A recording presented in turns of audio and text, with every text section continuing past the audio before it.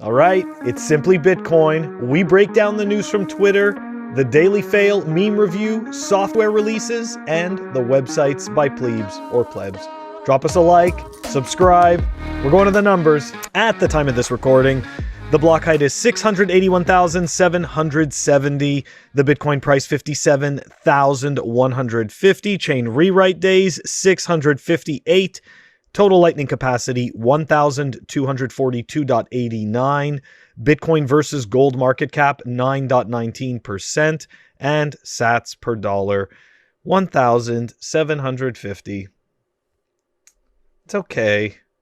Man, boring. But hey, good news is that we touched 59 for a little bit, right? Yeah. A little bump up. Yeah. Kinda. Whatever. Something to talk. But sneeze. But the wick, it was, it's higher than it's been in a long time, I guess.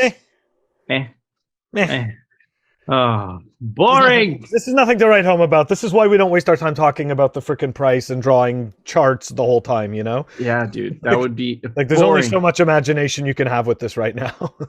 I don't know how those channels just do it. They just Bitcoin's going here. Well, hold on a second. We interpret this candle formation here with this candle formation here.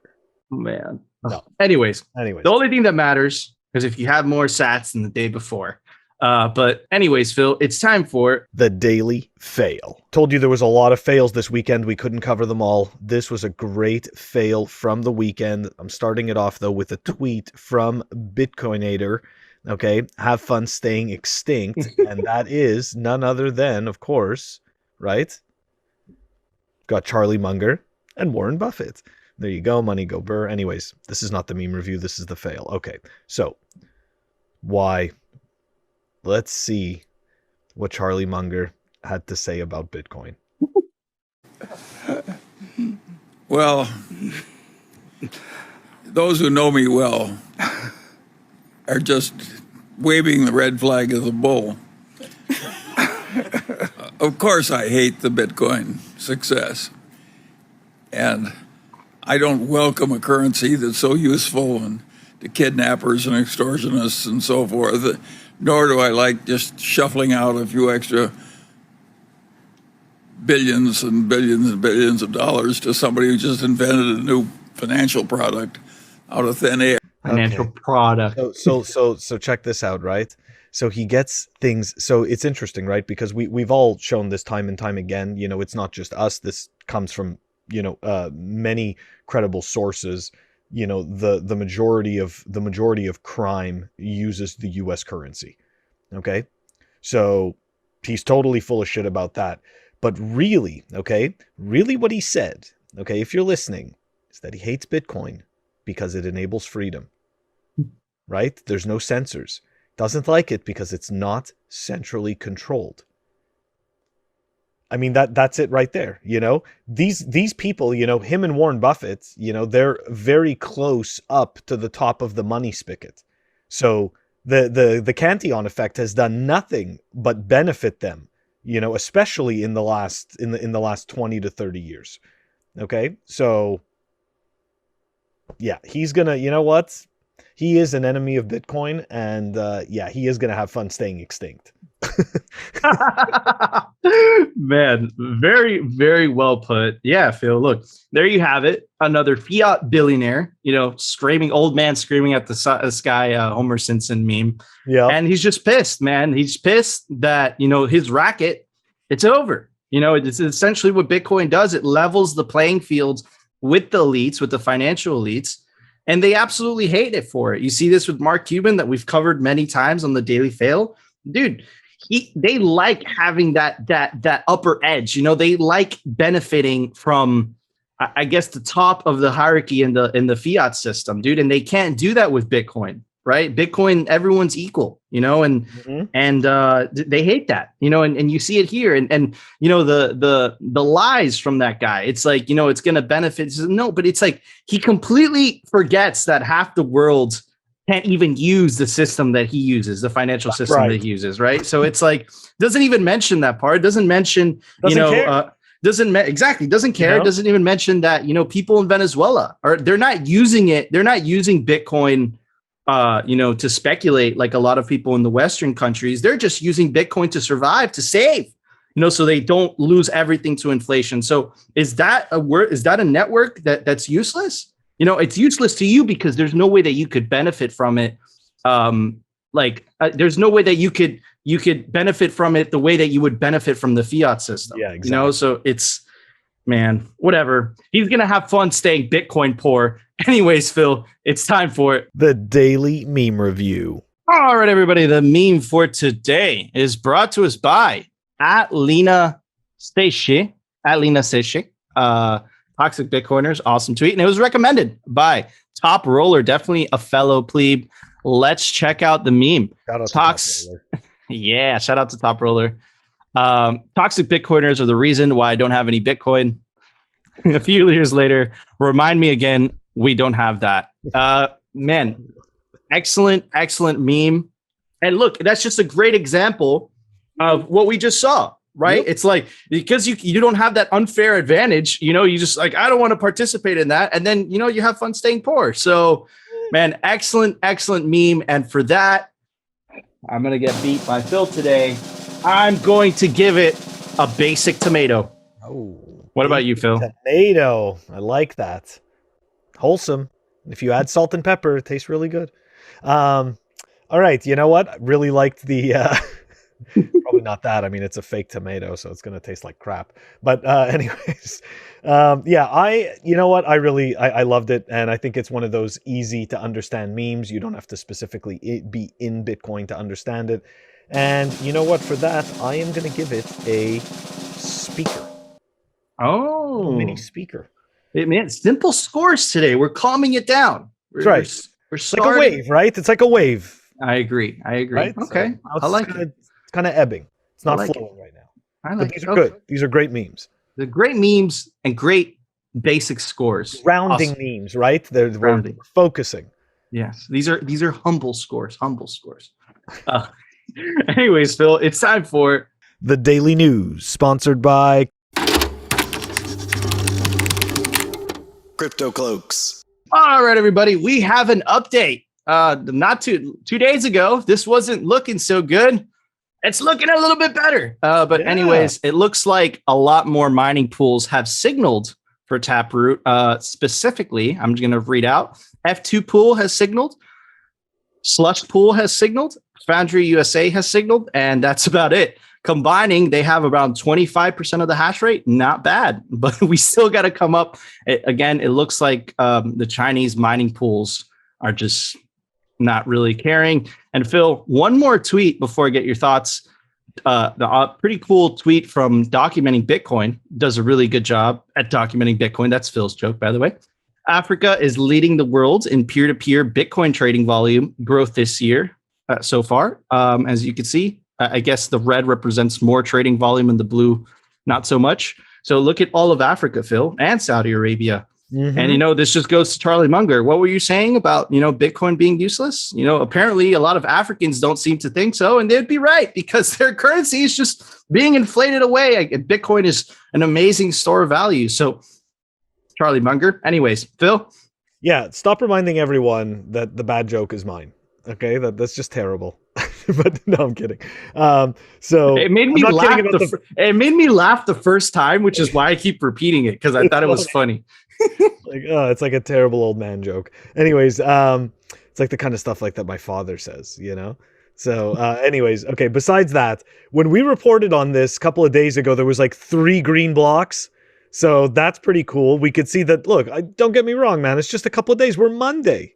We're Monday. We recorded Sunday morning, come on, there was 3 green blocks. Now there's a lot more. So I think that, to jump up to 25% in less than 48 hours, after it started, I think that's pretty good. I don't consider that. I think that we're on the right track. And for that second piece that you showed, Charlie Munger is completely insane. Yeah, man. But is he, dude? He's insane because we're seeing it from the Bitcoiners' perspective. But in the fiat system, He's not insane. He's smart. Yeah, I know. He's just touting what everybody knows, right? But at the same time, like look at what Bitcoin is enabling all over the world. He doesn't like that. You know, he doesn't. But that's the thing, right? It's they would like that if they understood. You know, like all these people, all these transactions. Like, why are they being excluded? Really, think about that. You know, sometimes people are excluded from the monetary system. You know, because it's obviously to somebody else's benefit to exclude them. So you think that they have those opinions because they're just not educated on the matter? I think they just don't. I think they don't care. To be honest, I actually really that's truly what I think. I think they just don't give a shit.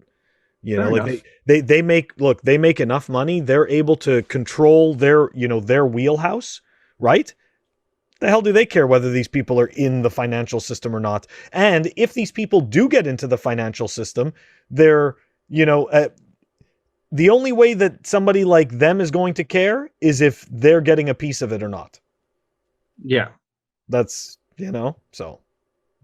I agree, man. I agree. And this is, Bitcoin's going to change things. He's a scumbag. It's okay. He's a scumbag. These guys, it's like, don't get me wrong. Especially when I invested in stocks, I would look up to people like them because of their track record, right? But at the same time, now many years later, seeing that they are, unable to accept something like Bitcoin, because look, I still think that they are some of the, Warren Buffett is one of the greatest investors that ever lived, but I mean, this is something that's really simple to understand, and to not like it because it's a freedom enabling technology, you got to look at yourself in the mirror. It ruins their racket, dude, because it's exactly what you said. I know, earlier. but still, it's like you got to look at yourself in the mirror, because that's insane. Yeah, like I agree. Desire for your own children to be slaves, like it's evil, dude. It's evil. But anyways, Phil, check this out. Danske Bank lowers threshold for negative interest rates on deposits. Let me pop up me and Phil because we're minimized right now. There we go. Me and Phil are back. Okay.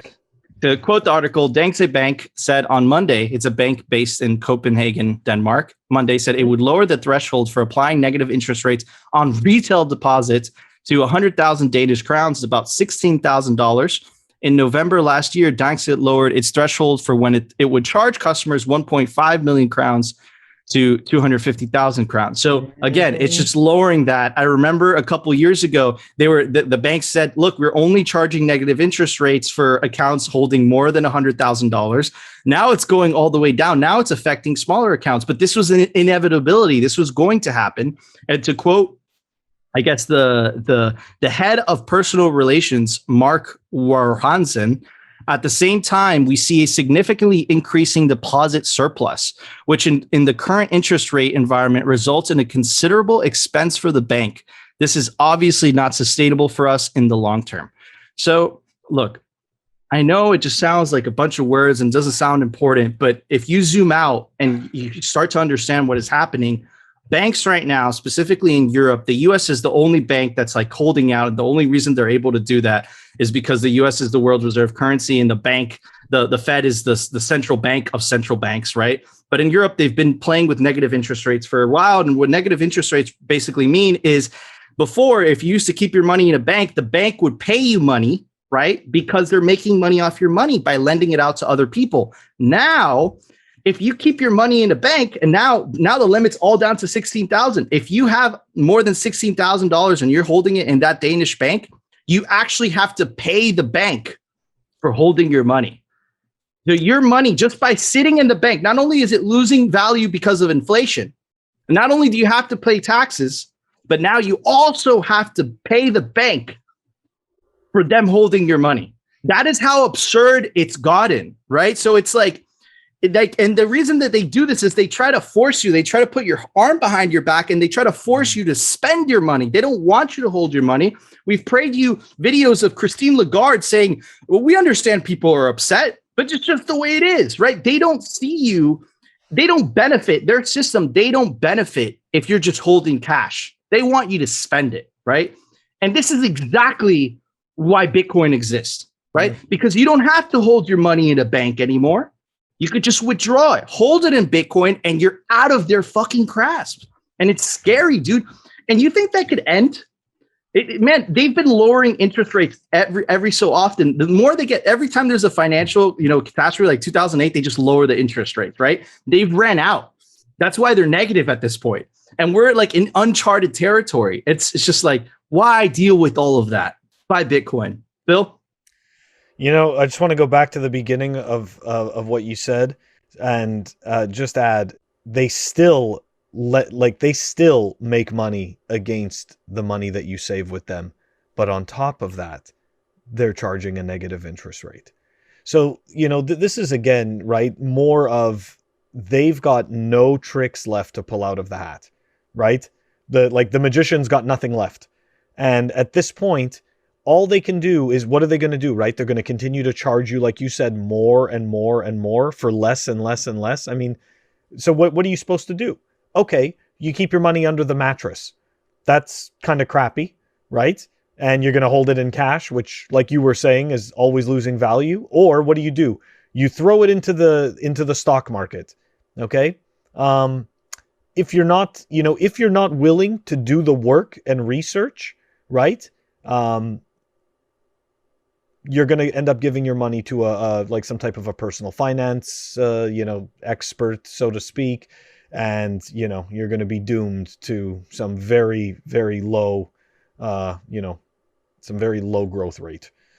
It's just not everybody has the capacity for that, right? Not everybody wants to hand their money over. And to be perfectly honest, every time you hand your money over, you're like a prisoner. You're like a prisoner of that entity that you handed your money over to. When I used to have a financial advisor, like that person, every time I wanted to move something, they'd sit there and question me, is that really the best move? In the meantime, this guy was pulling out 8 to 12% for me. And I ended up taking all of my money out, moving it to MasterCard and Visa, and killed it by hundreds of percent in half the time.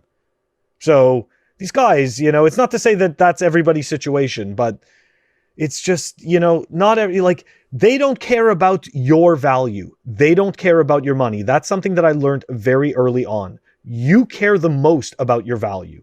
You care the most about your money and your time. No one else gives a shit. So, you know what? You're better off in Bitcoin, and banks are just helping us. They're just helping us forward. Absolutely, dude. It's because you have all the skin in the game, Phil. Yeah. That person doesn't have skin in the game. If they lose that money, worst thing is going to happen. You're going to fire them, but it doesn't matter because they already lost the money for you.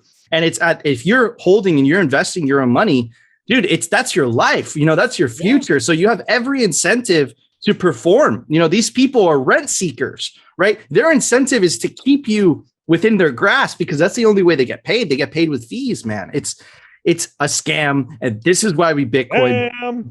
Bitcoin fixes this. But anyways, Phil, to end the news segment today, check this out. Kind of scary. In Bangkok, an article coming out of Bangkok, they are now requiring, just to quote the article, opening a new cryptocurrency accounts may slow in the second half of this year as the Anti-Money Laundering Office announced local digital exchanges must verify their customers' identities through a dip chip machine that requires clients to be physically present. Okay, so now it's, and this might be a sneak peek into where we're going as governments start to lose more and more control, as the money is no longer in their purview, right? Because that's what that's what Bitcoin does, right? It takes the creation of money out of the hands of governments only, and it makes it everyone could mine Bitcoin essentially. But Phil, that's really scary, dude. So now you sign up for an exchange, you send them an ID, you send them a passport, right? That's how you pass the KYC. Now with this new system, you actually have to go in person. You could kind of see what happens. This is the type of thing that has unintended consequences, right? Because it's you're going in person, right? Now the person has to see you. And now that person knows that you're signing up for a Bitcoin exchange, man. If you can't imagine all the things that could go wrong with that, it's Why can't you just let the people buy what they want? Why is it so like, I understand that the gatekeepers want to keep control, but I don't think they've come to terms with the fact that with Bitcoin, it's just not feasible. That can't happen anymore. You're going to have to learn how to enforce the rules without all that BS that you shove down our throats with the Bank Secrecy Act, right? And governments can do this. Of course they can. But it's much easier for them just to spy on everybody than to actually do hard work, right? So it's going to be very interesting to see what happens. Phil, this is kind of scary, dude.